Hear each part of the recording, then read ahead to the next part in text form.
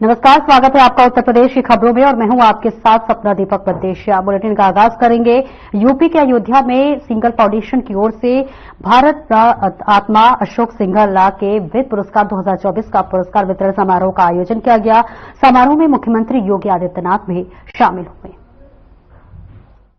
वित्त पुरस्कार 2024 के आज के इस समारोह में जिनका सानिध्य प्राप्त हो रहा है, ऐसे श्री राम जन्मभूमि तीर्थ ट्रस्ट के कोषाध्यक्ष पूज्य स्वामी गोविंद देव गिरी जी महाराज, श्रद्धेय भैया जी जोशी जी, श्री राम जन्मभूमि तीर्थ क्षेत्र ट्रस्ट के हमारे महामंत्री और श्री राम जन्मभूमि आंदोलन के दौरान श्रद्धेय अशोक जी के सानिध्य में जिन्होंने इस पूरे अभियान की एक महत्वपूर्ण कड़ी के रूप में काम किया है, ऐसे सम्मान्य श्री चंपत राय जी मंच पर उपस्थित हैं। तमिलनाडु से आज यहां पर उपस्थित एक अत्यंत प्रतिष्ठित आध्यात्मिक संत श्री अय्या जी, सिंघल फाउंडेशन के अध्यक्ष श्री सलील सिंघल जी, न्यासी संजय सिंघल जी,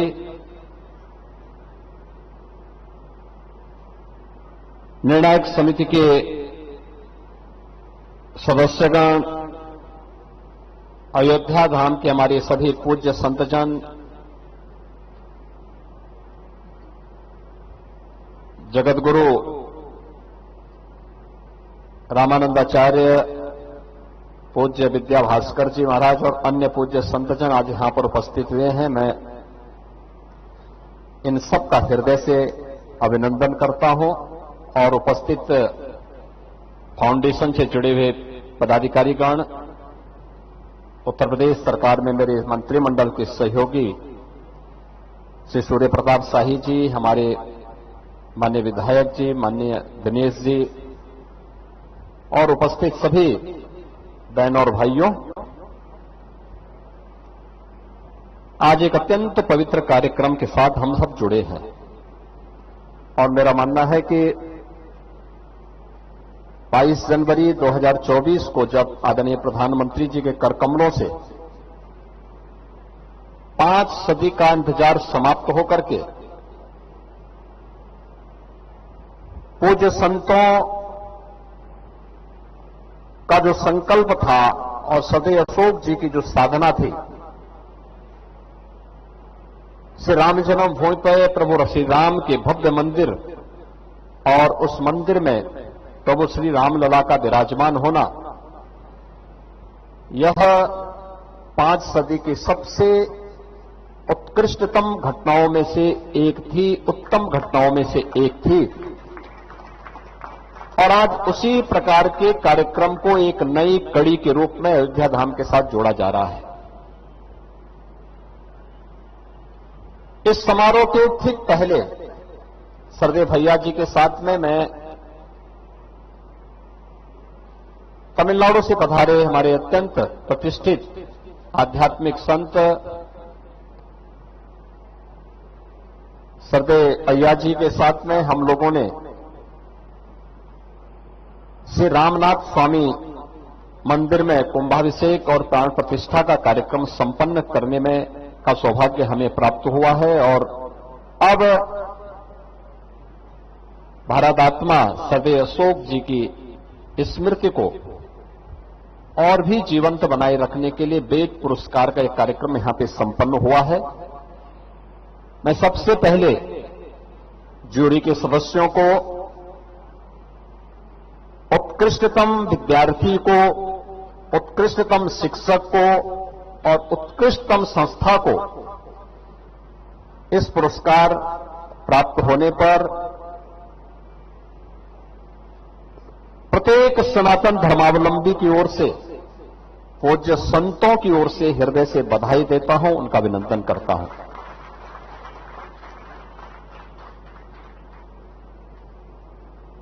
हम सब जानते हैं कि वेदो अखिलो विश्वमूलम का जो उद्घोष है, यह केवल एक उद्घोष नहीं है। अखिल विश्व के धर्म का कोई मूल है तो वह हमारा वेद है। और वेद के इस महत्व को किसी ने समझा था और किसी ने उसको अपने जीवन में अक्षरशः उतारने का कार्य किया था, तो सरदे अशोक जी उसके एक प्रमुख मूर्तिमान नक्षत्र हम सब के सामने थे।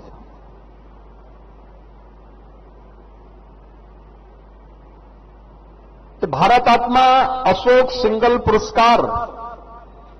उत्कृष्ट वेद विद्यार्थी को, शिक्षक को,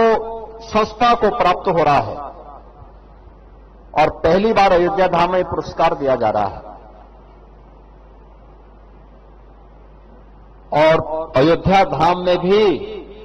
सरदे अशोक जी की कर्म साधना की स्थली में दिया जा रहा है। इससे उत्तम दूसरा स्थान हो ही नहीं सकता इस पुरस्कार के लिए। सरदे अशोक जी के बारे में हर व्यक्ति जानता है कि वह काशी हिंदू विश्वविद्यालय में, वहां से उन्होंने इंजीनियरिंग की डिग्री ली थी और जब ये डिग्री दुर्लभ होती थी तब ली थी, लेकिन जीवन उनका समर्पित था सनातन धर्म के लिए, क्योंकि उन्हें मालूम था कि दुनिया का एक ही धर्म है, वह है सनातन धर्म। सनातन धर्म सुरक्षित रहेगा और समृद्धि के पथ पर अग्रसर होगा तो विश्व मानवता के कल्याण का मार्ग प्रशस्त होगा। अगर सनातन धर्म खतरे में पड़ेगा तो विश्व मानवता का जीवन ही खतरे में पड़ जाएगा। और इसलिए उन्होंने अपना पूरा जीवन पूरी तरह सनातन धर्म के लिए समर्पित किया था और उसका माध्यम उन्होंने बनाया था राष्ट्रीय स्वयंसेवक संघ को। राष्ट्रीय स्वयंसेवक संघ के एक स्वयंसेवक के रूप में, एक प्रचारक के रूप में, विश्व हिंदू परिषद के महामंत्री के रूप में, अंतर्राष्ट्रीय कार्याध्यक्ष के रूप में और राम जन्मभूमि आंदोलन और अशोक सिंगल जी एक दूसरे के पूरक सी बन गए थे। सोते जागते उड़ते बैठते एक ही ध्येय, एक ही मूल्य, एक ही मुद्दे के लेकर के वे कार्य करते थे कि जैसे भी हो हमें राम जन्मभूमि फिर से लेकर के रहना है और इसके लिए जो भी माध्यम हो सकते हैं, और शांति का हो या क्रांति का हो, सनातन धर्म को मजबूती प्रदान करने के लिए वेद विद्यालयों की स्थापना हो या सुदूर जनजातीय क्षेत्रों में एकल विद्यालयों की स्थापना का कार्य, पूज्य संतों का सानिध्य लेकर के हर मत पंथ संप्रदाय से जुड़े हुए उत्तर से दक्षिण, पूरब से पश्चिम सभी पूज्य संतों को एक मंच पर लाने का कार्य हो या फिर अछूतोद्धार के लिए किए जाने वाले उनके स्तुल्य प्रयास, ये सरदे अशोक जी जीवन पर्यंत करते रहे, जीवन पर्यंत करते रहे। कोई पूछता था अशोक जी से कि राम जन्मभूमि का आंदोलन, वो कहते थे भी आंदोलन मात्र नहीं है, ये वेद विद्यालय की जो स्थापना या एकल विद्यालय की स्थापना का जो हमारा कार्यक्रम है यह भी इस आंदोलन का हिस्सा है। और उनसे जब कोई पूछता था तो एक ही बात कहते थे, भारत से प्रतिष्ठे द्वे संस्कृत संस्कृति तथा यानी दो ही हैं। भारत की प्रतिष्ठा दो में ही हो सकती है, एक संस्कृत में और दूसरा संस्कृति में। ये हमारी सनातन संस्कृति, यही संस्कृति, यही भारत की आत्मा है और यही विश्व की आत्मा है। और ये नाम पूज्य गोविंद देव गिरी जी ने जब दिया कि भारतात्मा अशोक सिंघल, तो मुझे लगता है इससे उत्तम कोई दूसरा नाम नहीं हो सकता था, क्योंकि अशोक जी का पूरा जीवन भारत माता के लिए समर्पित था। पूरा जीवन भारत माता के लिए समर्पित था, भारत और भारतीयता के लिए समर्पित था। उन्होंने इसके लिए संघर्ष किया, अपमान सहा, लेकिन तनिक भी विचलित नहीं हुए अपने मूल्यों से, अपने सिद्धांतों से। पूज्य माता पिता के द्वारा दिए गए संस्कार, राष्ट्रीय स्वयंसेवक संघ की पाठशाला में सीखे गए संस्कारों से तनिक भी विचलित हुए बगैर, बिना रुके, बिना झुके, बिना डिगे निरंतर कार्य करते रहे। और परिणाम है कि जब सच्ची साधना होती है तो परिणाम तो आएगा ही आएगा, आएगा ही आएगा। वह भी हम लोगों ने देखा है, जब आदरणीय प्रधानमंत्री जी के कर कमलों से 5 सदी का इंतजार समाप्त हुआ, पूज्य संतों का संकल्प पूरा हुआ और अयोध्या में प्रभु श्री रामलला 500 वर्षों के बाद विराजमान हुए हैं। आज श्रद्धेय अशोक जी को स्मरण करने का एक अवसर है, जब हम लोग इस अवसर पर सनातन धर्म के मूल्यों से जुड़े हुए उन सभी मानबिंदुओं की स्थापना के लिए निरंतर कार्य कर रहे थे। मुझे याद है, एक सामान्य कार्यकर्ता, गोरक्षक श्री सुन्नर यादव की आजमगढ़ में गौ तस्करों ने हत्या कर दी थी। आंदोलन में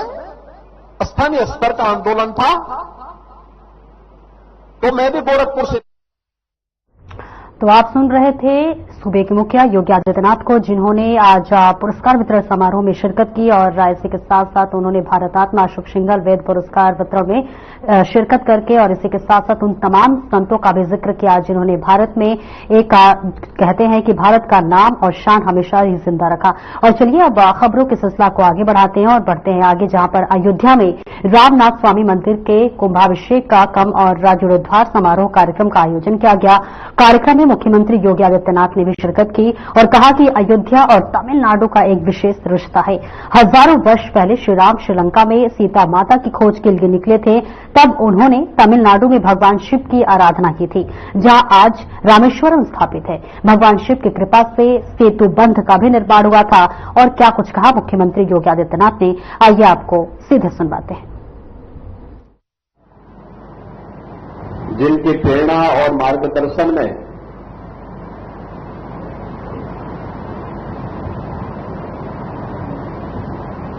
हम सबको आज यहां पर उपस्थित होने का अवसर प्राप्त हुआ है, ऐसे राष्ट्रीय स्वयंसेवक संघ के पूर्व सरकारवाह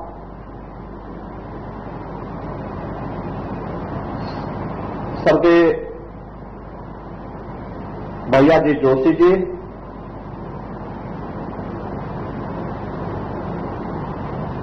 great spiritual Saint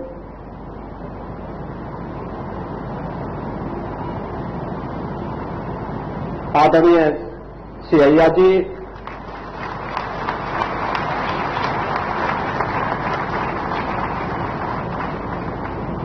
Uttar Pradesh सरकार में मंत्रिमंडल के मेरे सहयोगी श्री सूर्य प्रताप शाही जी,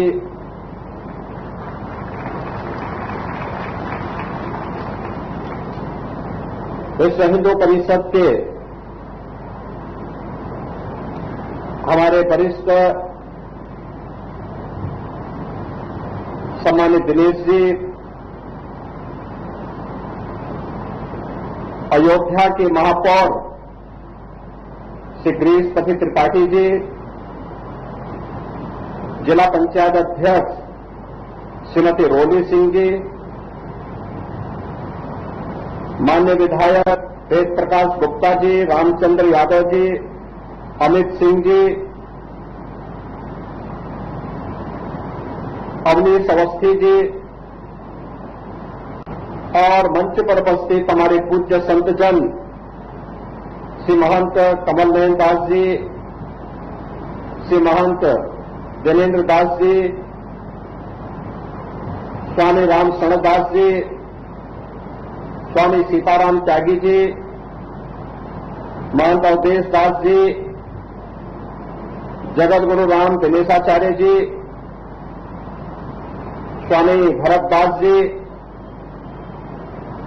आज के इस समारोह में उपस्थित आजादी के प्रति श्रद्धा और सम्मान का भाव रखने वाले पूरे देश से और खासतौर पर तमिलनाडु से पधारे हुए हमारे सभी सम्मानित अतिथिगण और उपस्थित बहनों और भाइयों, मैं सबसे पहले अयोध्या धाम में श्री रामनाथ स्वामी मंदिर की स्थापना का संकल्प लेने वाले हमारे ग्रेट स्पिरिचुअल सेंट सैया जी को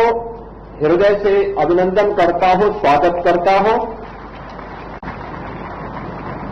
विश्व हिंदू परिषद के अपने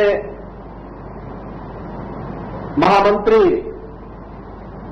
सम्मान्य चंपत राय जी को, गोपाल जी को और अन्य पदाधिकारियों को कि प्रभु के भव्य मंदिर निर्माण के कार्य के पूर्व श्री रामनाथ स्वामी का विराजमान होना और उनकी कार्यशाला में विराजमान होना यह अत्यंत आनंद का क्षण है। मैं इसके लिए उन्हें भी हृदय से अभिनंदन करता हूं।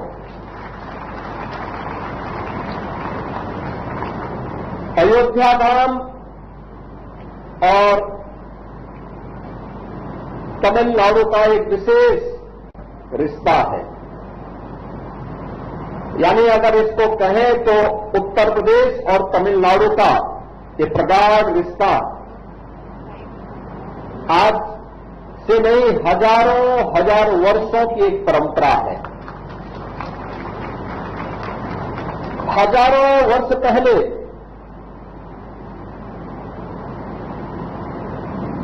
मर्यादा पुरुषोत्तम प्रभु श्री राम, जो श्रीहरि विष्णु जी के एक अवतार थे, वे जब श्रीलंका में माता सीता को की खोज के लिए निकले थे तो तमिलनाडु स्थान था जहां पर श्री रामेश्वरम के पवित्र स्थल पर उन्होंने सेतु बंध के निर्माण के पूर्व अपने आराध्य भगवान शिव की प्रगाढ़ आराधना की थी और शिव की कृपा से सेतु बंध का निर्माण भी होता है। और रामनाथ स्वामी मंदिर के बारे में मान्यता है कि जब माता सीता को लेकर के प्रभु राम आ रहे थे तो माता सीता ने वहां पर आराधना करते हुए इस संकल्प को आगे बढ़ाने का काम किया था। एक पवित्र आध्यात्मिक संबंधों के साथ जुड़ते हुए उत्तर से लेकर दक्षिण तक, पूरब से पश्चिम तक संपूर्ण भारत एक है। इस संकल्प के साथ यह आध्यात्मिक परंपरा इन सांस्कृतिक और आध्यात्मिक मानदंडों की स्थापना करते हुए आगे बढ़ रही है। और आज अय्या जी ने इस संकल्प को और सुदृढ़ता प्रदान की है कि अयोध्या धाम में श्री रामनाथ स्वामी जी का भी भव्य मंदिर यहां पर बने। ये हमारी मत संप्रदाय और पंथों की उपासना विधि की अनेकता के बाद भी एक भाव और एक भावना के साथ हम एक भारत श्रेष्ठ भारत के प्रधानमंत्री मोदी जी के संकल्प को ही आगे बढ़ा रहे हैं और वह संकल्प एक बार फिर से यहां पर देखने को मिल रहा है। बहनों और भाइयों, इससे पहले प्रधानमंत्री मोदी जी की प्रेरणा से काशी में काशी तमिल संगमम के दो महत्वपूर्ण संस्करण संपन्न हो चुके हैं। काशी और तमिल दोनों एक दूसरे के साथ किस रूप में जुड़े हुए हैं, इसके बारे में वहां से आए हुए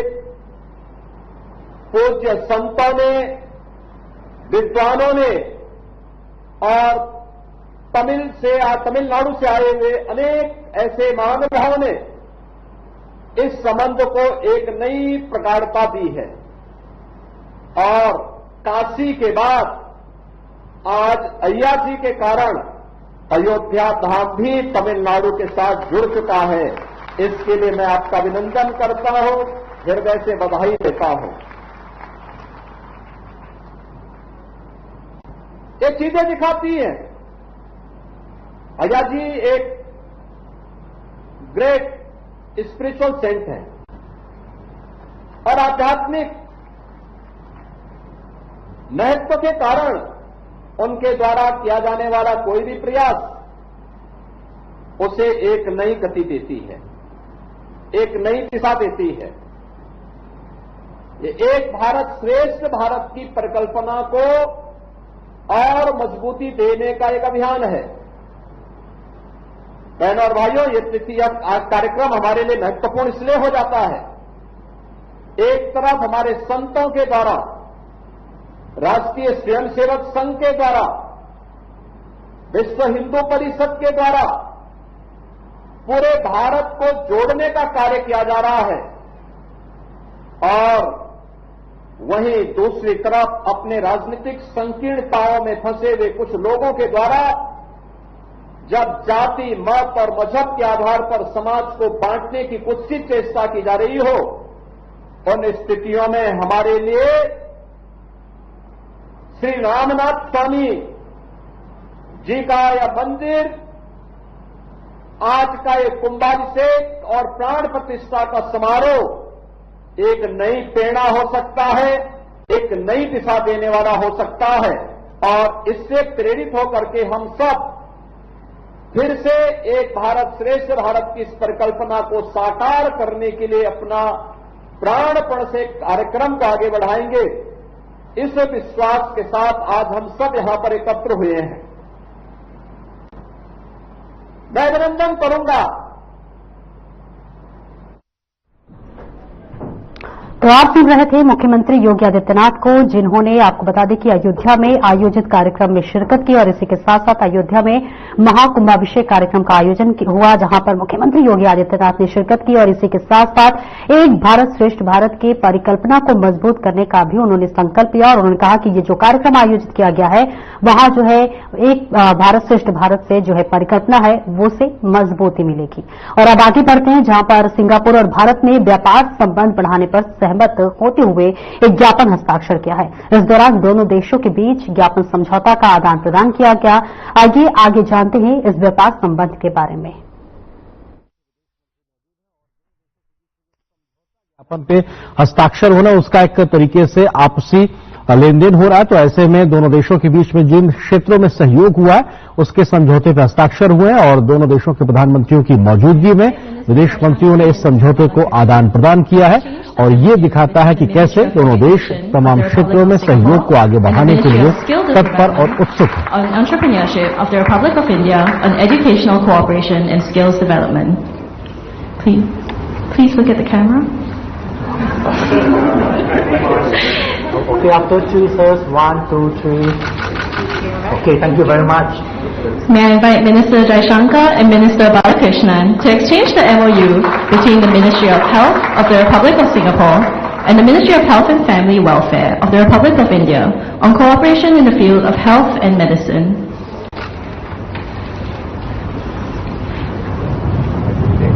May I invite Minister Jaishankar and Minister Balakrishnan to exchange the MOU between the Ministry of Trade and Industry of the Republic of Singapore and the Ministry of Electronics and Information Technology of the Republic of India on the India-Singapore Semiconductor Ecosystem Partnership.